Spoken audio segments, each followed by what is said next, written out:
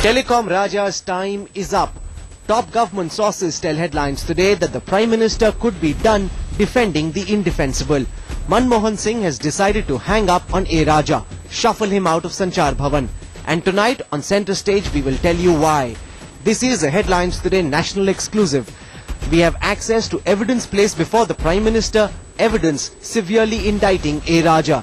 These are documents readied by the government's own agencies, the CBI, the Comptroller and Auditor General and the Enforcement Directorate. And they blame Raja for shifting the 2G goalposts. DOT arbitrarily brought forth the last date of application from 1st October 2007 to 25th September 2007. We'll tell you how, as per the CBI's own estimates, Raja's indiscretion led to a 22,000 crore rupee loss to the Central Exchequer. Certain officials of the DOT misused their position and granted unified access licenses, wrongful loss to the government and wrongful gain to private persons. The damning indictment could well be the last nail in Raja's coffin.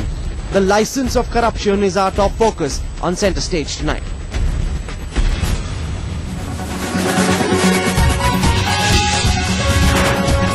You're watching Centre Stage with Rahul Kamal. Good evening and welcome. A. Raja's role in the 2G scam has been under intense scrutiny since the time Headlines Today aired the damning conversations between A. Raja and a leading corporate lobbyist.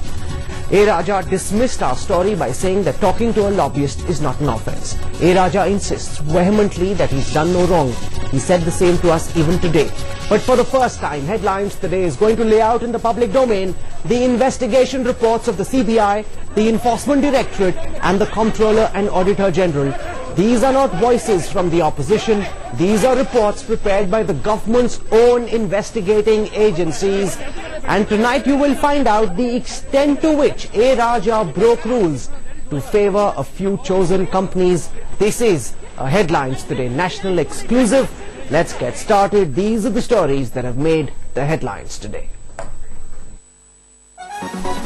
Mamta's juggernaut steamrolls the left in the West Bengal civic polls. Trinamool paints the red bastion green, wins 47 municipalities out of 81 and does so without the Congress. Didi says left has lost the moral right to stay in writer's building. Congress is left licking its wounds after coming a poor third in the battle for Bengal. Party tries to placate its mercurial ally by giving a green signal to the CBI probe in the Gyaneshwari Express accident. This as cops arrest 4 people for helping the Red Rebels mount the deadly train attack. Now it's Rajniti over the Red Sari. The grand old party goes after Spanish author Javier Moro's book on Sonia Gandhi. Moro tells Headlines Today he's being harassed by the party to keep the book out of India.